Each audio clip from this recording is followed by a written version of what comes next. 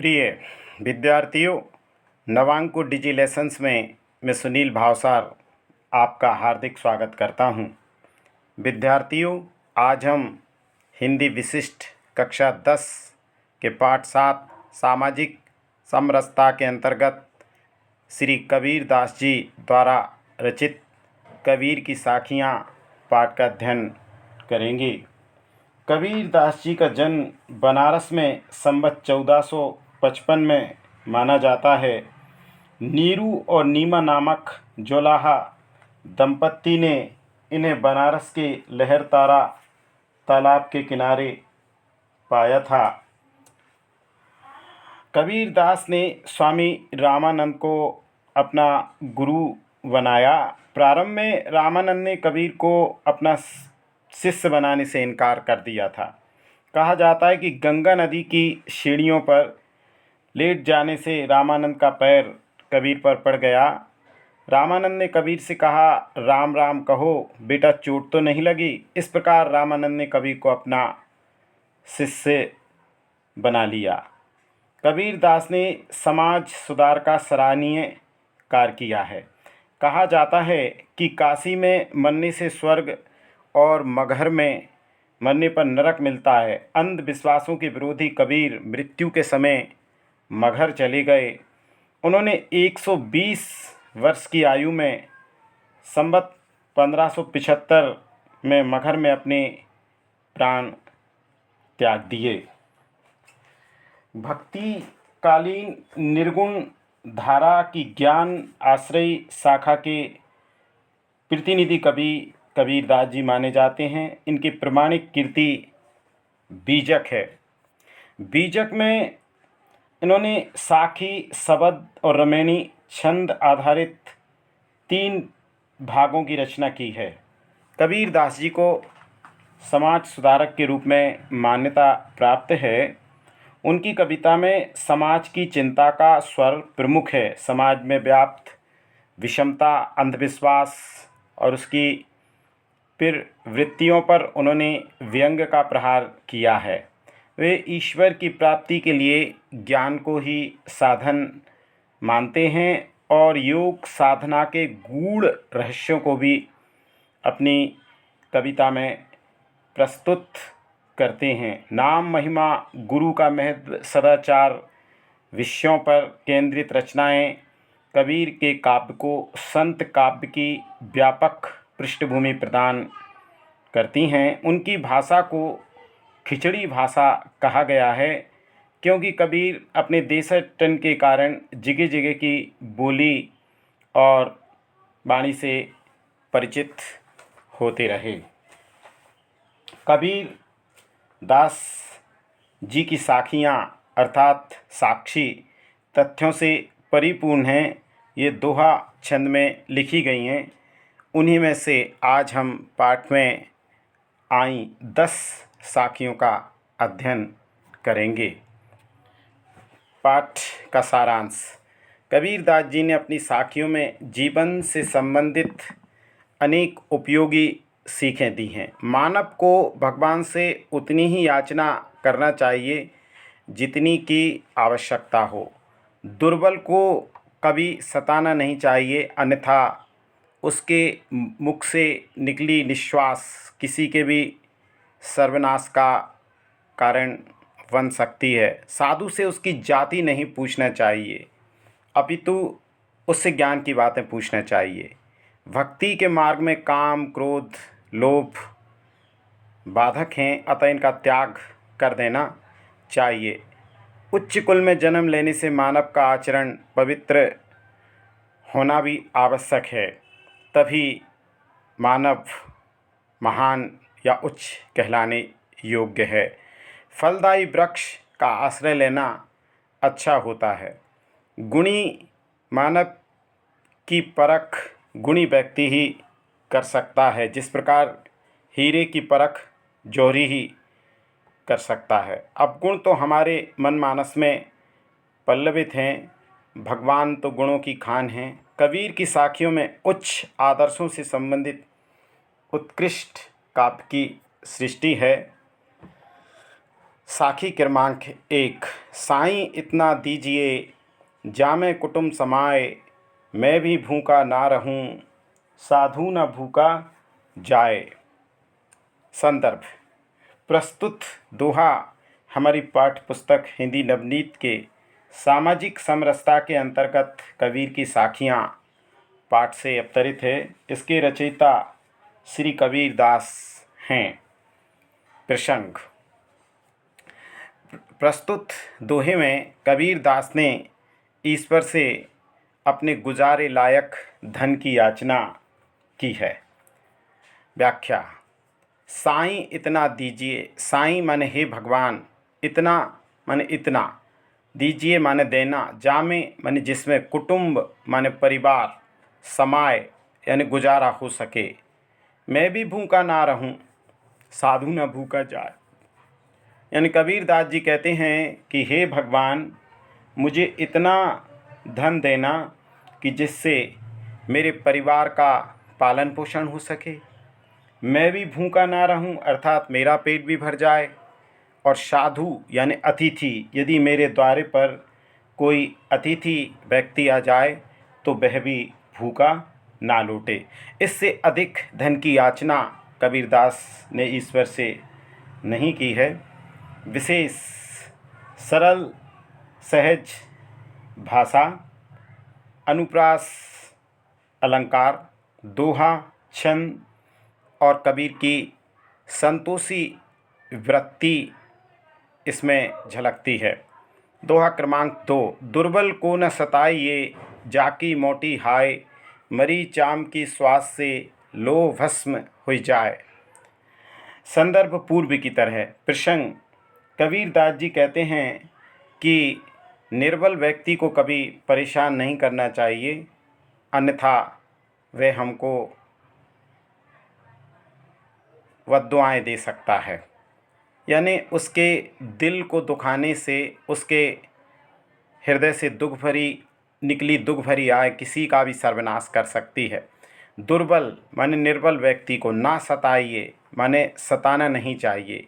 जाकी मोटी हाय, जाकी माने इसकी, मोटी माने शक्तिशाली, हाय माने मुख हृदय से निकली दुख भरी आह, मरी चाम की, मरी चाम, चाम माने चमड़ी, श्वास से माने श्वास लेने से, लोह माने लोहा भी भस्म में जाए यानी भस्म हो जाता है। कबीर दास जी कहते हैं कि निर्बल व्यक्ति को कभी सताना नहीं चाहिए, क्योंकि उसके मुख से निकली दुख भरी आह बड़ी शक्तिशाली होती है।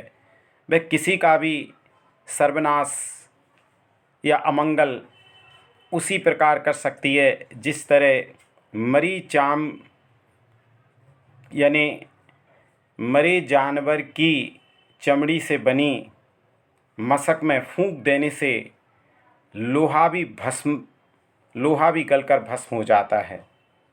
अर्थात मशक जो होती है मरे जानवर की चमड़ी की बनी होती है, और पुराने समय में लोहार भट्टी की आग को प्रज्वलित करने के लिए उसमें फूंक मारकर हवा भर देते थे, और उस मशक से जो हवा निकलती थी वह भट्टी की आग को तेज कर देती थी, और उस भट्टी की आग में लोहा भी गलकर भस्म हो जाता था।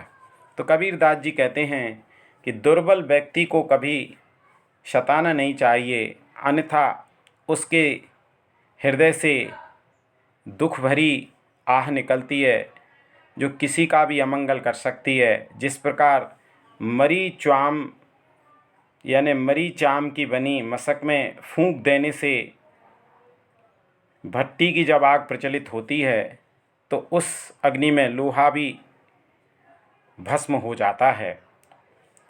विशेष सहज सरल भाषा, दोहा, छंद, शांत रस, अनुप्रास अलंकार और दुर्बल व्यक्ति को सताने का संदेश दिया गया है। जाति न पूछो साधु की, पूछ लीजिए ज्ञान, मोल करो तलवार का, पड़ा रहें दो म्यान। संदर्भ पूर्व की तरह। प्रसंग। कबीरदास जी कहते हैं कि व्यक्ति से उसकी जाति नहीं पूछना चाहिए, उससे ज्ञान की बातें पूछना चाहिए। व्याख्या। जाति माने जाति, ना पूछो साधु की माने सज्जन व्यक्ति से, पूछ लीजिए ज्ञान, ज्ञान की बातें पूछ लो उससे। मूल करो तलवार का, तलवार खरीदते समय मूल तलवार का पूछो। पड़ा रहें दो म्यान, म्यान को एक तरफ पड़ा रहने दो। कबीरदास जी कहते हैं कि सज्जन व्यक्ति से उसकी जाति नहीं पूछना चाहिए, पूछना ही हो तो उससे ज्ञान की बातें पूछना चाहिए।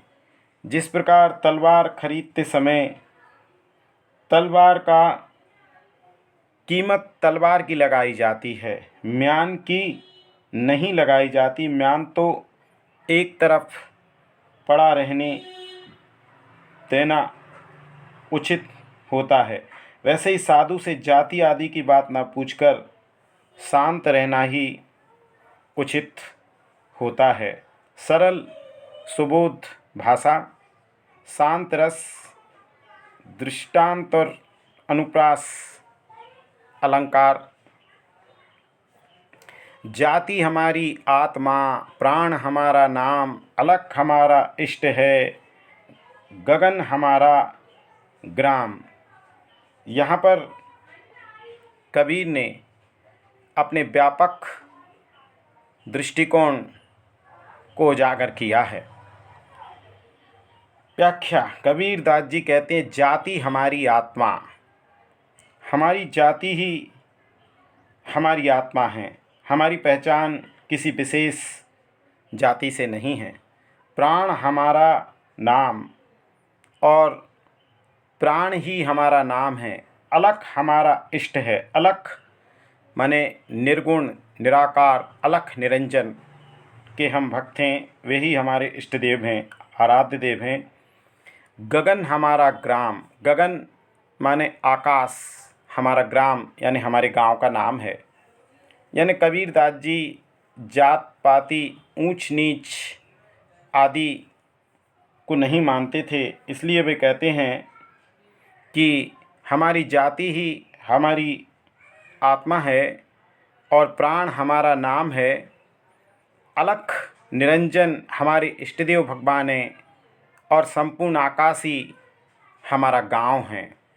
अर्थात कबीर की यहाँ विश्व बंधुत्व का भाव प्रकट होता है। सहज सरल भाषा, दोहा छंद कबीर ने सम भाव यानी समरसता का संदेश यहाँ पर दिया है। कामी क्रोधी लालची इन पर भक्ति ना होए, भक्ति करे कोई सूरमा, जाति वरण कुल खोए। प्रसंग। कबीरदास जी ने यहाँ पर भक्ति करने वाले व्यक्ति की विशेषताएं बताई हैं। व्याख्या। कबीरदास जी कहते हैं कामी माने कामनाओं में लिप्त व्यक्ति, क्रोधी माने बात बात पर क्रोधित होने वाला, लालची और लालच करने वाला व्यक्ति, इन पे भक्ति ना होए, इन लोगों से कभी भगवान की भक्ति नहीं हो सकती। भक्ति करे कोई शूरमा, भक्ति करने वाला तो शूरवीर व्यक्ति होता है। जाति वर्ण कुल खोए, जाति वर्ण माने रंग, कुल माने खानदान, खोए माने खोकर, यानी अपनी जाति अपने वर्ण माने कुल, वर्ण माने रंग और कुल माने अपने खानदान के अहंकार को खोकर ही भक्ति की जा सकती है। यानी कामी क्रोधी और लालची व्यक्तियों से भगवान की भक्ति नहीं होती। भक्ति तो वही व्यक्ति कर सकता है जिसे अपने जाति वर्ण और कुल का अभिमान नहीं होता। विशेष शांत रस, दोहा छंद, सहज सरल भाषा। ऊंचे कुल क्या जन्मिया, जे करनी ऊंची ना होए, सोवन कलश सुरे भरिया, साधु निंदा सोए। यहाँ पर प्रसंग। कबीर दास जी कहते हैं कि व्यक्ति का काम अच्छा हो तभी व्यक्ति ऊंचा कहलाने योग्य है। ऊंचे खानदान में जन्म लेने से व्यक्ति ऊंचा नहीं होता। ऊंचे कुल क्या जन्मिया, किसी ने ऊंचे कुल में जन्म ले लिया है लेकिन उसके काम अच्छे नहीं हैं, जे करनी यानी काम ऊंच ना होए, अच्छे नहीं हैं, तो वह व्यक्ति ऊंचा नहीं हो सकता। सोबन कलश सुरे भरिया, सोबन माने सोने के, कलश माने कलसे में, सुरे माने मदिरा, भरिया भरियो, साधु निंदा सोए, तो साधु लोग उसकी निंदा ही करते हैं। कबीरदास जी कहते हैं कि ऊंचे कुल में किसी व्यक्ति के जन्म ले लेने से वह ऊंचा नहीं होता। ऊंचा होने के लिए व्यक्ति के कर्म भी अच्छे होना चाहिए। जिस प्रकार सोने के कलसे में शराब भर देने से वह कलसा या कलश कहलाने योग्य नहीं रहता, साधु लोग उसकी निंदा ही करते हैं। उसी प्रकार व्यक्ति के कर्म ही उसे उच्च या महान बनाते हैं। तरुवर तास विलंबिये 12 मास फलंत, शीतल छाया गहर फल पंखी केल करंत। यहाँ पर कबीरदास जी कहते हैं कि उसी वृक्ष के नीचे निवास करना चाहिए जो 12 महीने फल फूल देता हो। तरुवर माने वृक्ष, तासु माने उसी के नीचे, विलंबिये माने निवास करना चाहिए, 12 मास माने 12 महीने, फलंत माने फलता हो, शीतल छाया, शीतल यानी ठंडी, छाया माने छाँव, गहर माने पर्याप्त, फल माने खाने को फल मिलते हैं, पंखी माने पक्षी, केली माने क्रीड़ा, करंत माने करते हैं। कबीरदास जी कहते हैं कि उसी वृक्ष पर विश्राम करना चाहिए, उसी वृक्ष की छाया में विश्राम करना चाहिए जो 12 महीने फलता और फूलता हो। ऐसे वृक्ष की ठंडी छाया मिलती है, खाने को पर्याप्त फल मिलते हैं और पक्षी भी ऐसे वृक्षों पर क्रीड़ा करते हैं। इस प्रकार वृक्ष के माध्यम से कबीर ने उचित स्थल पर विश्राम करने का संदेश दिया है, जहाँ खाने पीने की और सुरक्षा की संबंधी कोई समस्या ना हो। तो अच्छन शांत रस अनियोक्ति अलंकार।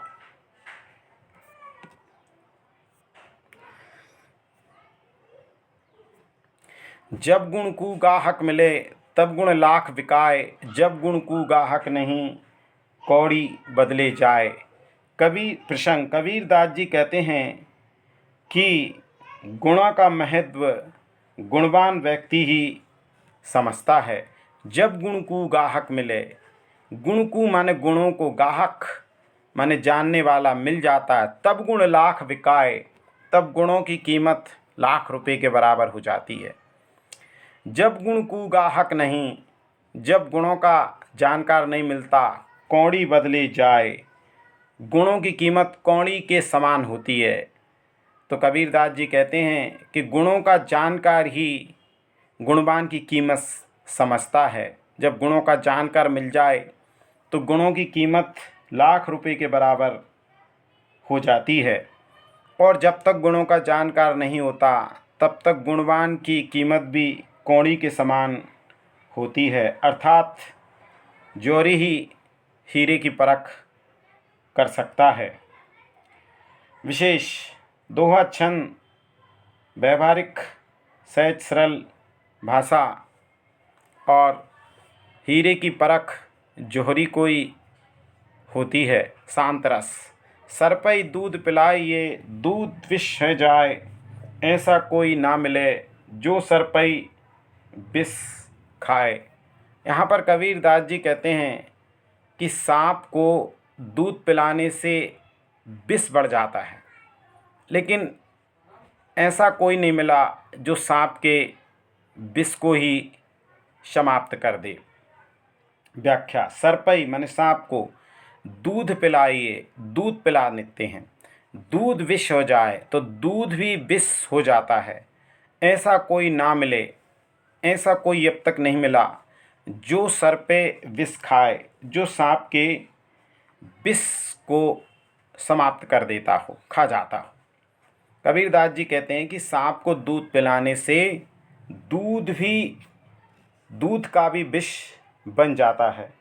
लेकिन उन्हें अब तक कोई संसार में ऐसा व्यक्ति नहीं मिला कि जो सांप के विष को खा जाए, यानी उसके विषैलेपन को, बुराइयों को नष्ट कर दे। यानी आवश्यकता इस बात की है कि आज बुरे लोगों की संगत में आकर अच्छे लोग भी बुराइयों को जल्दी सीख जाते हैं, जबकि होना ये चाहिए कि वे बुरे व्यक्ति की बुराइयों का ही विनाश कर दें। दो अक्षर सहज सरल भाषा, अनियुक्ति अलंकार शांत रस। कर्ता केरे बहुत गुणम, अगुणम कोई नाय, जो दिल खोजो आपनो, तो सब अवगुण मुझमाए। संदर्भ पूर्व की तरह। प्रसंग, यहाँ पर कबीरदास कहते हैं कि भगवान में कोई बुराई नहीं है, बुराई तो मनुष्य में ही है। व्याख्या, कर्ता माने कर्तार यानी ईश्वर, केरे तुम्हारे, बहुत गुणम बहुत से गुण हैं, अगुणम कोई ना ही, अगुणम माने अवगुण, कोई नहीं, कुछ भी नहीं है। जो दिल खोजो आपनो, जो अपने दिल में झांक कर देखा, खोज की अपने दिल के अंदर, तो सब अवगुण मुझमाए, तो पाया कि सब अवगुण अपने अंदर ही मौजूद हैं। यानी कबीरदास जी कहते हैं कि ईश्वर में अनेक गुण हैं, उसमें कोई भी अवगुण मौजूद नहीं है। यदि व्यक्ति अपनी ही समीक्षा करे, अपने मन के अंदर झांक कर देखे, तो पता लगेगा कि सारे अवगुण उसके अंदर ही विद्यमान हैं। शांत रस, दोहा, छंद, सरल सुबोध मिश्रित भाषा।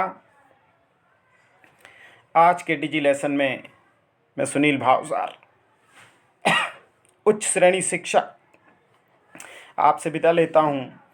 अगले डिजी लेसन में एक नए पाठ के साथ फिर से मिलेंगे। धन्यवाद।